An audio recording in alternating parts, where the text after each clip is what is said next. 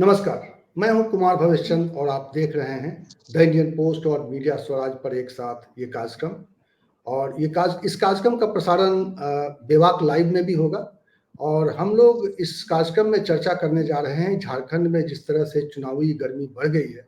आज प्रधानमंत्री झारखंड में थे, उनकी 2 सभाएं थी, गढ़वा और चाईबासा में।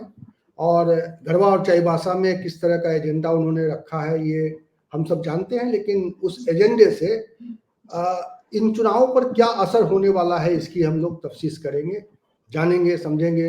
झारखंड के भी पत्रकार हमारे साथ जुड़ेंगे और हम ये भी समझने की कोशिश करेंगे कि भारतीय जनता पार्टी के सामने झारखंड चुनाव की जिस तरह की चुनौती है, क्या उस चुनौती को पार करते हुए झारखंड में एक बार फिर भारतीय जनता पार्टी की वापसी हो रही है, या हेमंत सोरेन ने पिछले 5 सालों में जो काम किया है या उनके प्रति जो सरकार का, केंद्र सरकार का जो रवैया रहा है, उसका लाभ मिलेगा उनको और 5 साल के एंटी इनकम्बेंसी के बावजूद वो सत्ता में वापसी कर सकते हैं। तो ये सवाल है और बहुत सारे सवाल हैं। और सवाल ये भी है कि जब हम आजकल विधानसभा चुनावों की बात होती है तो सिर्फ उस प्रदेश में सरकार बनने और बिगड़ने को लेकर नहीं होती है। चर्चा ये भी होती है कि लोकसभा चुनाव में जो प्रधानमंत्री नरेंद्र मोदी का जो ग्राफ था, पॉलिटिकल ग्राफ था, वो कितना गिरा है या कितना बढ़ा है, चढ़ा है। तो हम उसका भी आकलन करेंगे। और हमारे साथ जो मेहमान जुड़ेंगे मैं उनसे आपका परिचय करा देता हूं। हमारे साथ जुड़ चुके हैं रामदत्त त्रिपाठी जी हैं नीचे के उसमें बॉक्स में, और दीपक कोचगेवे जुड़े हैं, और उसके अलावा विनय कुमार जी हैं, झारखंड के जाने माने पत्रकार और यूएनआई के ब्यूरो चीफ हैं। और आप चूंकि आज प्रधानमंत्री की सभा में भी थे, आपने उनकी दोनों सभाओं को कवर किया है, तो वहाँ जो माहौल उन्होंने देखा होगा या प्रधानमंत्री ने जो एजेंडा झारखंड के सामने रखा है उसके बारे में भी आप बताएंगे। लेकिन हम चर्चा की शुरुआत करें उससे पहले मैं चाहता हूं कि प्रधानमंत्री ने जिस तरह का वहाँ पे एक गर्मा गर्म इशूज लोगों के सामने रखा है, उसकी एक झलक देख ली जाए। जेएमएम, कांग्रेस, आरजेडी कभी आदिवासियों का सम्मान नहीं कर सकती। उन्हें तो आपका अपमान करने की आदत है। इन लोगों ने कोल्हान की संतान, कोल्हान का गौरव, हमारे चंपई सोरेन जी का भी घोर अपमान किया है। इन लोगों ने जिस तरह अपमानित करके चंपई सोरेन जी को मुख्यमंत्री पद से हटाया, ये पूरे देश ने देखा है।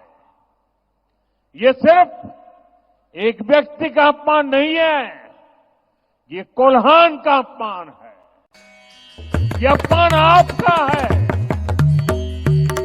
आप मुझे बताइए, ये आपका अपमान है कि नहीं है? आपका अपमान है।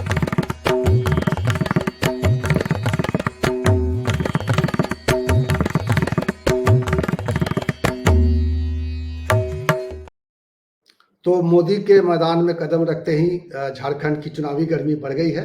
और हम और भी सारे सवाल हैं, बहुत सारे सवाल हैं जो मुद्दे वहां उठाए जा रहे हैं। सीएम की उम्र का मुद्दा भी एक हो गया है चुनाव के दौरान। प्रधानमंत्री अपना एजेंडा तो पेश कर ही रहे हैं। आज उन्होंने चुनावी सभा करके एक तरह से बीजेपी की जो है किस तरह से बीजेपी वहां झारखंड में अपने चुनाव अभियान को लेकर जाएगी, कौन से मुद्दे आगे करेगी और किन मुद्दों पर वो जनता का समर्थन चाहती है, ये सब कुछ धीरे धीरे साफ होने लगेगा। और इसके अलावा जो भारतीय जनता पार्टी ने अपना कल घोषणा पत्र भी जारी कर दिया है। अमित शाह ने कल ऐलान कर दिया है, बहुत सारे ऐलान हुए हैं, उसमें से ये भी है कि झारखंड में जो 2 लाख खाली पद हैं उनको भरा जाएगा। बांग्लादेशी घुसपैठ को लेकर भी बहुत सारे सवाल हैं।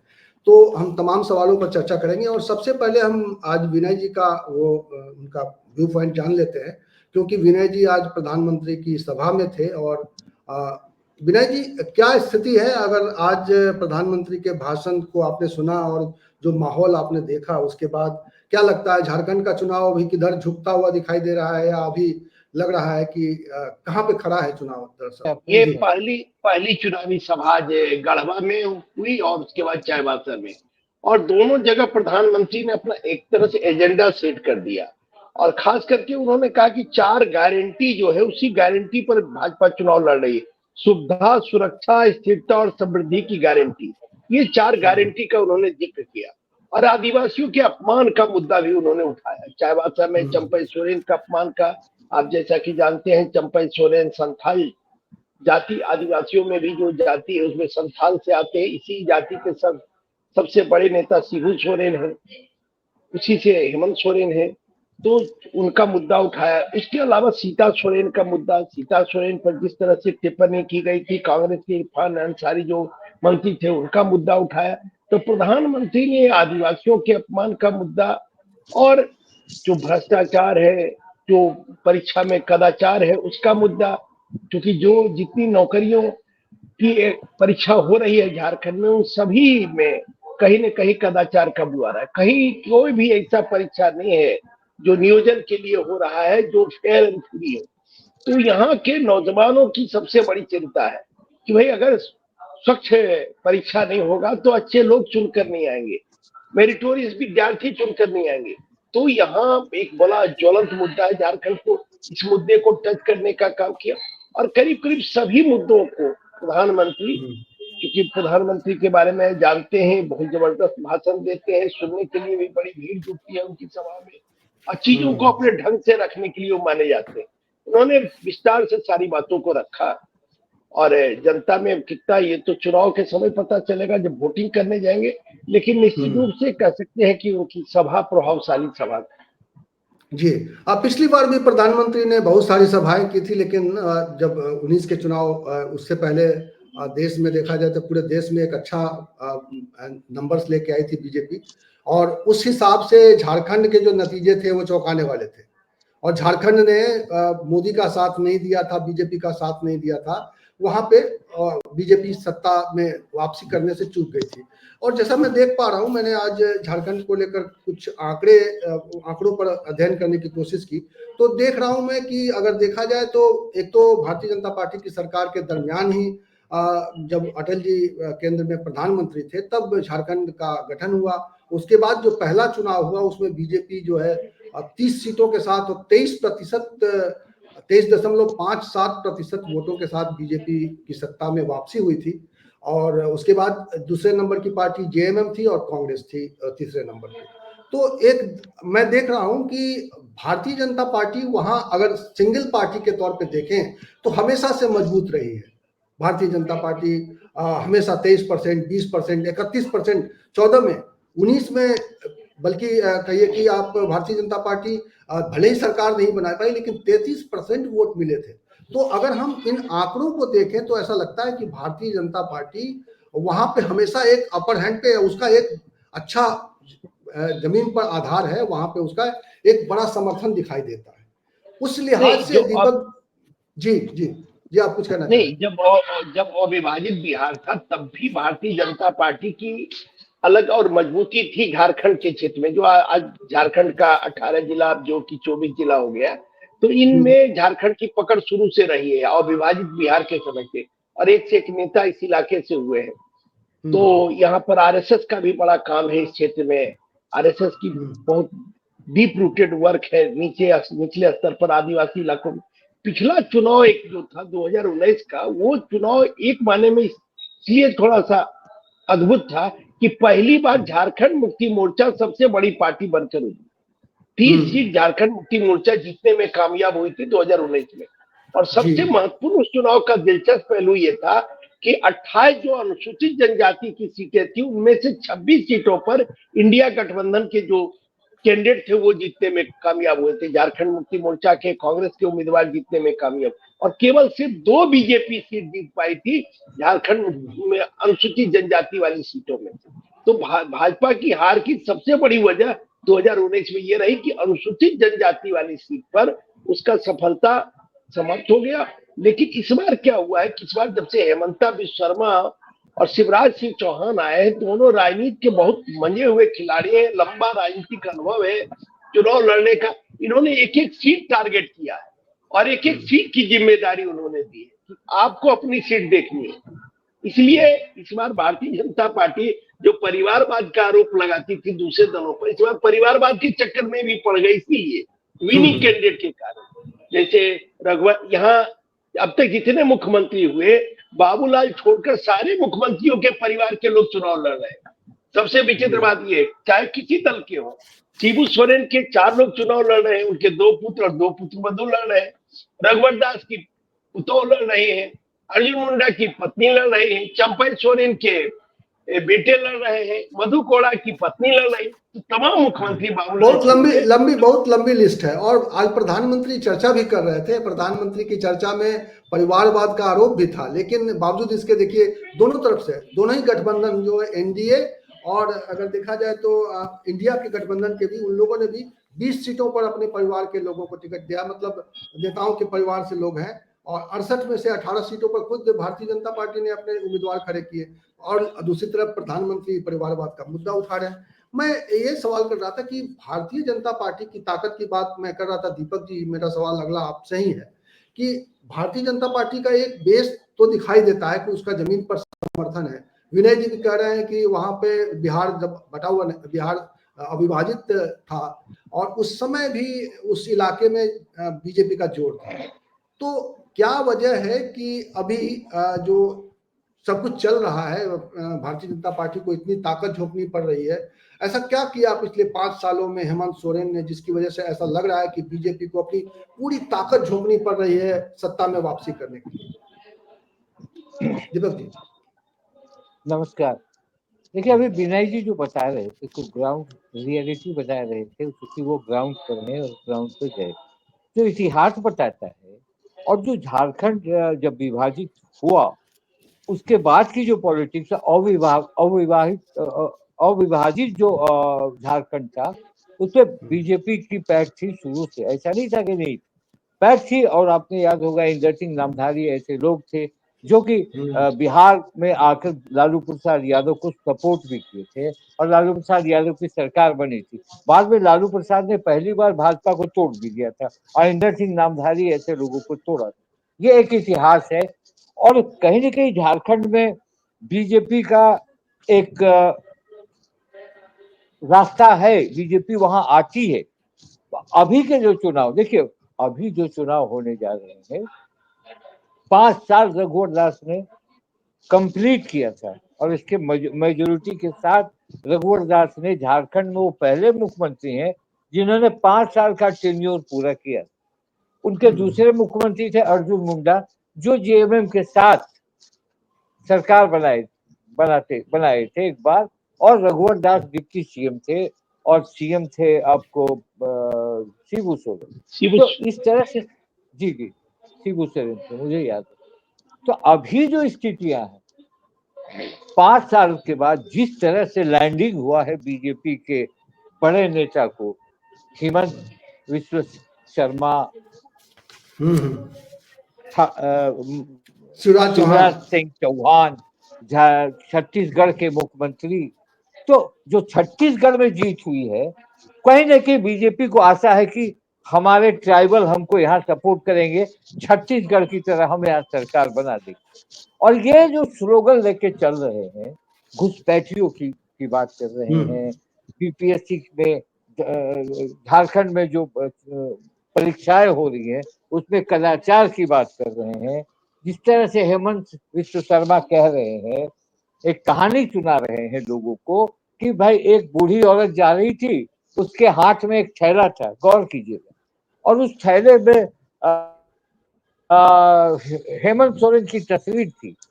तो उन्होंने पूछा उस बूढ़ी औरत से कि भाई तुम तो जेएमएम को वोट दोगी? तो उसने कहा कि थैले में मोदी जी का चावल है।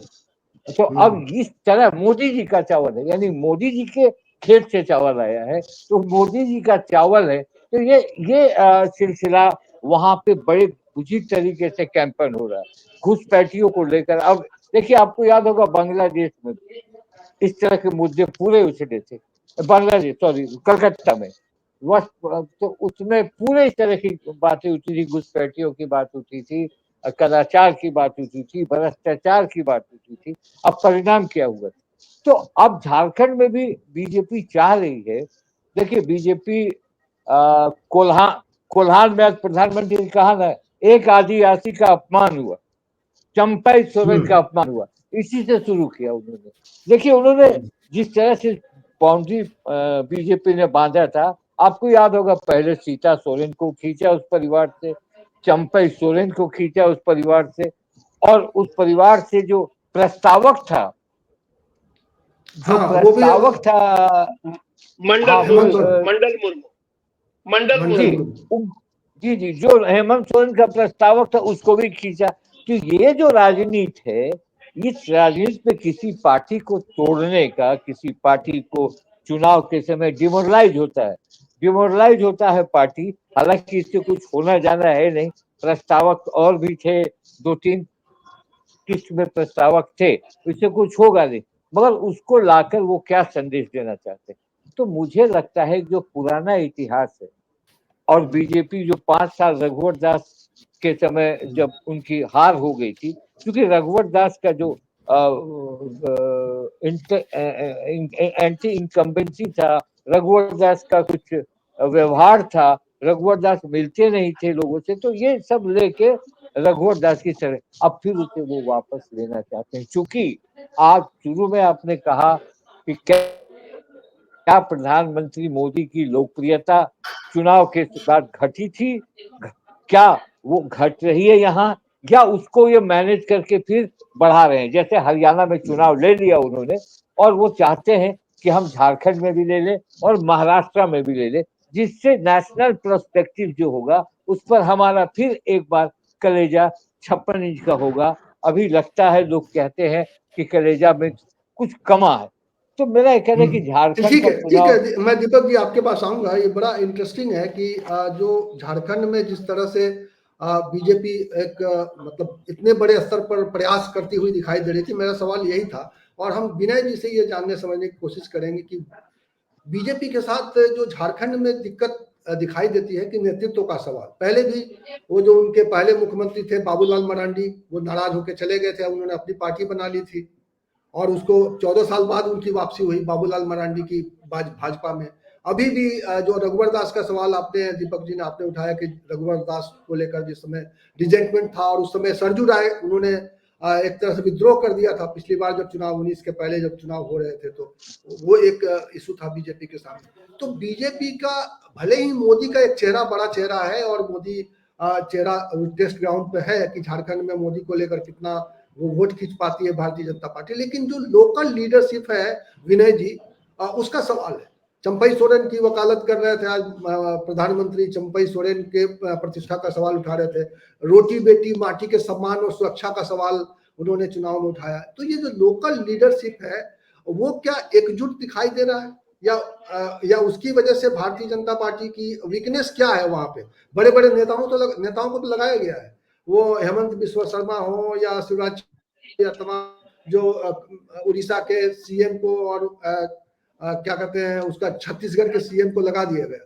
लेकिन क्या वहां पे जो लोकल लीडरशिप है उसके अंदर आप देख पा रहे हैं कि एकता है, और उस एकता की वजह से भारतीय जनता पार्टी इन तमाम प्रयासों का लाभ उठा पाएगी और वो एक सत्ता में वापस कर पाएगी?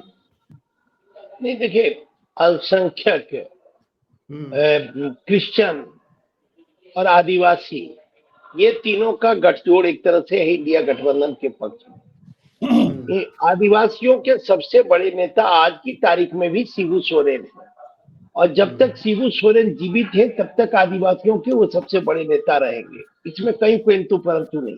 आप पूरे झारखंड में घूम जाइए, आज भी लोग शिबू सोरेन को मानते हैं नेता।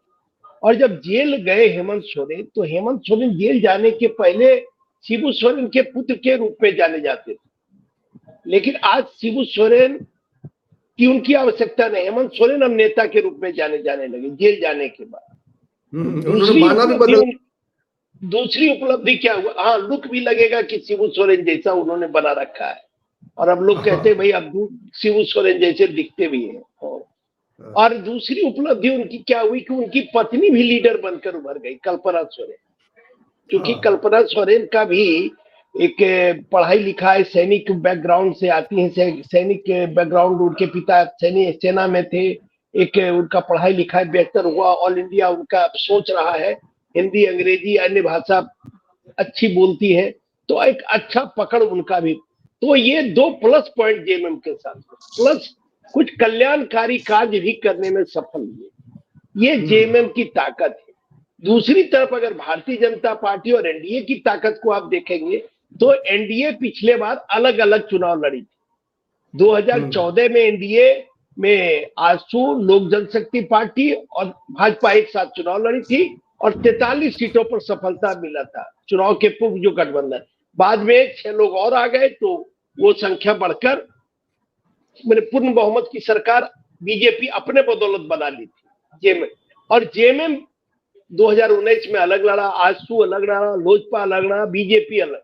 आज की तारीख में क्या है कि आजसू, जदयू, लोजपा और जेएमएम में जो बाबूलाल मरांडी थे, जेएमएम का भी विभाजन हुआ बाद में, तो 2 विधायक चले गए कांग्रेस में, प्रदीप यादव, बंधु तिर्की।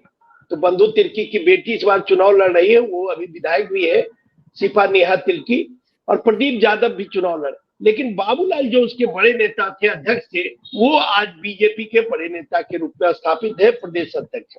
तो ये वोटों का कॉम्बिनेशन बन रहा है एनडीए का।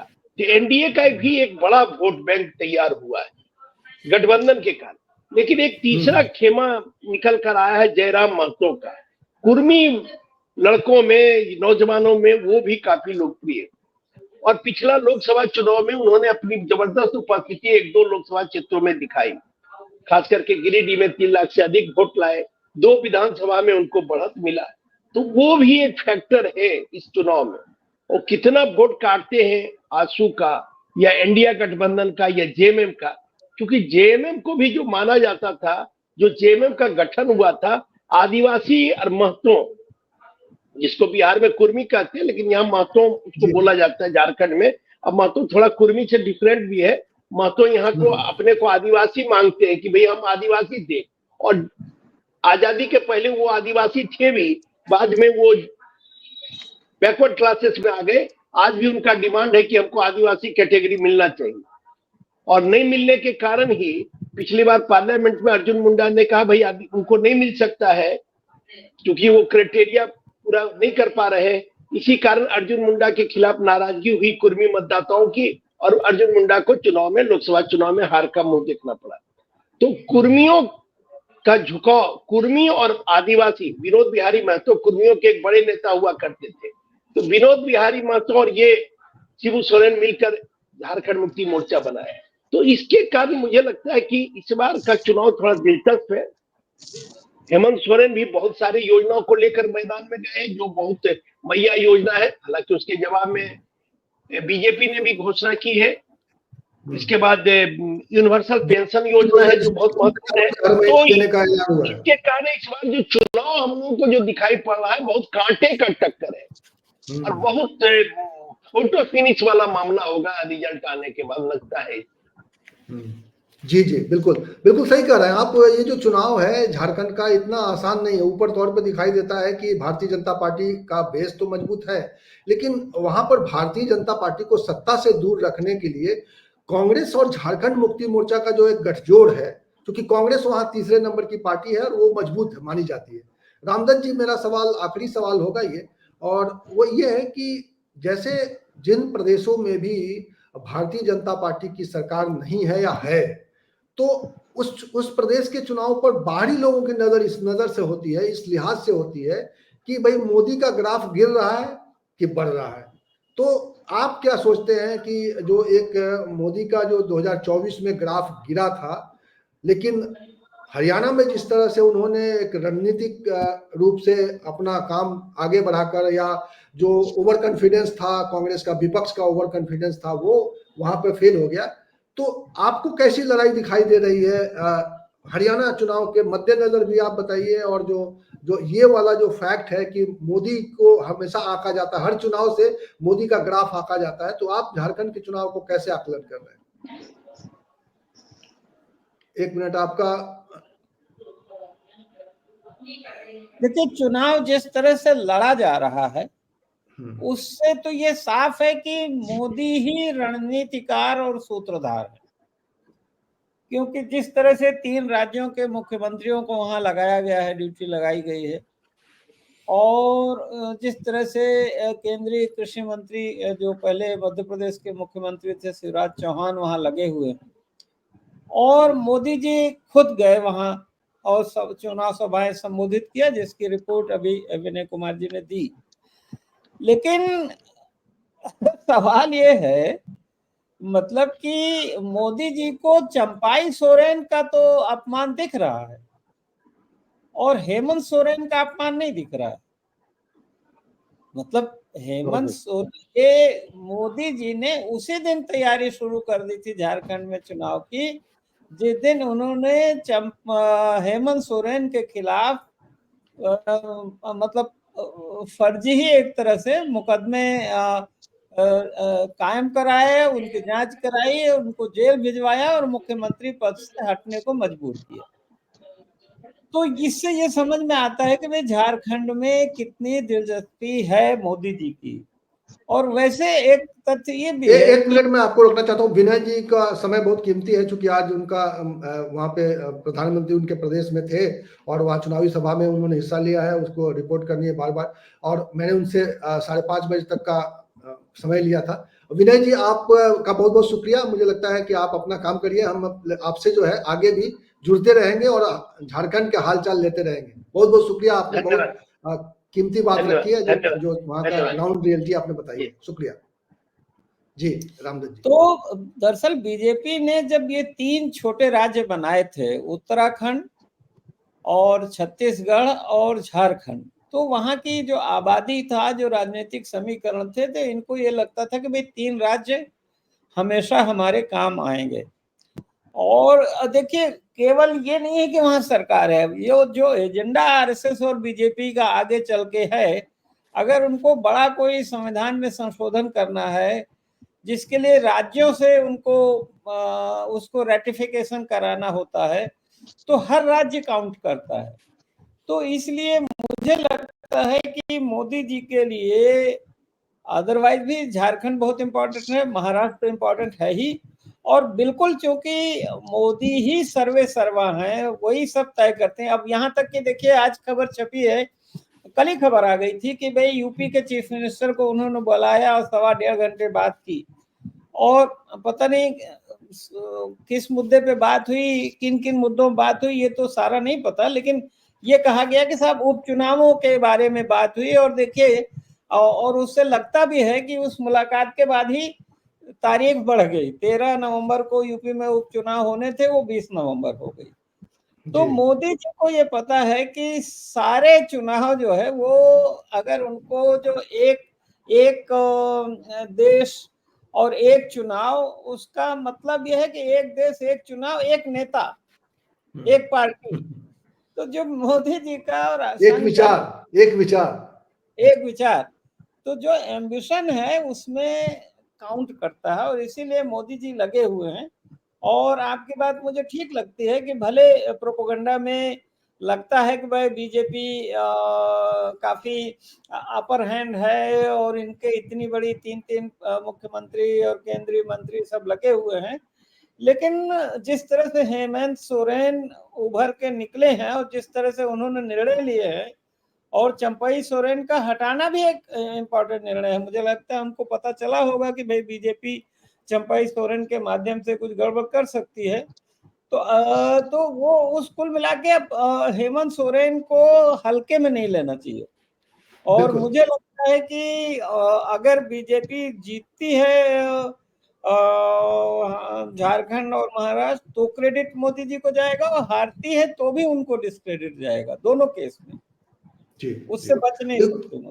जी बिल्कुल। बीजेपी ने जो मतलब जिस तरीके से वहां रणनीतिक जाल बिछाया है, और ऐसा लग रहा है कि बहुत कुछ उसको बहुत ताकत लगानी पड़ रही है, और उस हिसाब से अगर देखा जाए, जो विनय जी ने कहा कि एकदम कांटे का मुकाबला है, तो 5 साल शासन के बाद भी वो कांटे का मुकाबले में अगर हेमंत सोरेन है, तो ये इंडिया गठबंधन की बहुत बड़ी जीत है एक तरीके से अभी तक, और कि एकदम से टफ फाइट दे रहे हैं। और वो इसलिए दे रहे हैं क्योंकि शायद उनके साथ जिस तरह से केंद्र सरकार का एक तरीका रहा उनको उनके साथ काम करने का या उनको हरास करने का, वो लोगों को शायद पसंद नहीं आ रहा। और उन्होंने अपने जो मोहरे बिछाए हैं, उन्होंने अपनी पार्टी में जो जिस तरह से, आपने भी एक बड़ा इंपॉर्टेंट इशारा किया कि चंपाई सोरेन के जरिए बीजेपी कुछ वो उनको डिस्टर्ब करने की, उनकी सरकार गिराने की कोशिश कर रही थी, उसका खुलासा धीरे, चूंकि मीडिया स्वतंत्र नहीं है इसलिए बहुत सारी बातें आ नहीं पाई कि किस तरह से उनको मौका मिला, लेकिन वो चाह रहे थे कि वो कंटिन्यू कर जाए और बीजेपी उनको सपोर्ट करने लग जाए। और जेएमएम के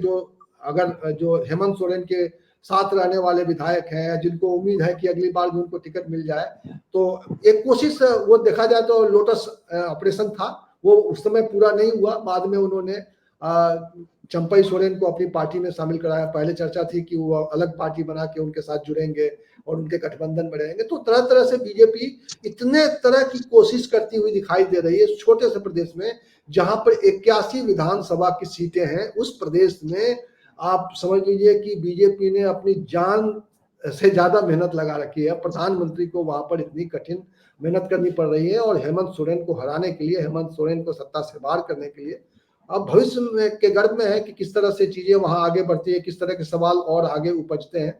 लेकिन जिस तरह से एक पोलराइजेशन की कोशिश भी बीजेपी कर रही है, बांग्लादेशियों का मुद्दा है वहां पर मुद्दा, लेकिन एक खास इलाके में बहुत सीमित दायरे में वो एक मुद्दा है, जो देश के किसी भी हिस्से में सीमावर्ती इलाकों में ये घुसपैठ एक बड़ी समस्या है।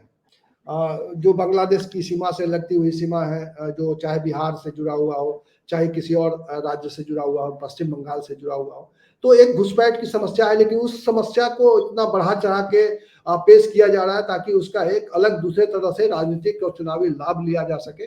तो भारतीय जनता पार्टी अपने हिसाब से बहुत जोरदार मेहनत कर रही है, लेकिन देखना यह है कि किस तरह से उसको कामयाबी मिलती है, या वहां पर 2019 में मोदी जो है देश के प्रधानमंत्री के तौर पे पहले से ज्यादा मजबूती से उभर कर आए थे, लेकिन झारखंड ने उनको इनकार कर दिया था।